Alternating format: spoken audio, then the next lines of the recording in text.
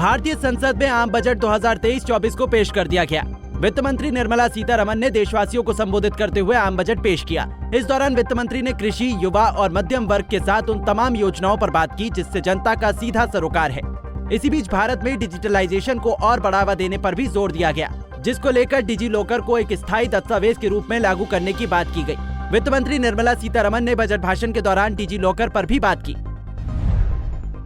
इस दौरान वित्त मंत्री ने कहा, एमएसएमई, बड़े व्यवसायों और चैरिटेबल ट्रस्टों के लिए एक निकाय डिजी लॉकर स्थापित किया जाएगा जिससे दस्तावेजों को सुरक्षित तरीके से ऑनलाइन संग्रहित करने और जरूरत पड़ने पर उन्हें विभिन्न प्राधिकरणों, बैंकों और अन्य व्यावसायिक निकायों के साथ साझा करने में मदद मिलेगी। यानी सीधे तौर से कहें तो अब अपने साथ डॉक्यूमेंट्स की हार्ड कॉपी को हमेशा साथ रखने की जरूरत नहीं होगी। भारत में बढ़ रही डिजिटलाइजेशन को समझना है तो यूपीआई के बढ़ते चलन से समझ सकते हैं, क्योंकि यूनिफाइड पेमेंट इंटरफेस यानी यूपीआई सबसे अधिक पसंदीदा भुगतान तरीकों में शामिल हो गया है।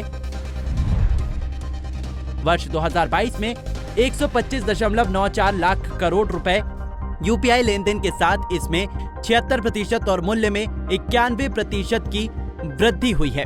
इसलिए सरकार डिजिटल पेमेंट सेक्टर को और बढ़ावा देने के लिए इस वित्त वर्ष में लगभग 2137 करोड़ रुपए की सब्सिडी दे सकती है, जो पिछले वित्त वर्ष में 1044 करोड़ के मुकाबले दोगुनी होगी।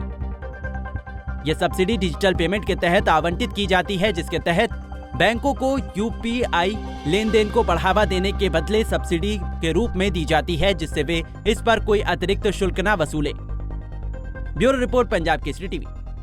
हमसे जुड़े रहने के लिए हमारे YouTube चैनल को सब्सक्राइब करें और नई वीडियो की नोटिफिकेशन के लिए बेल आइकॉन को दबाएं।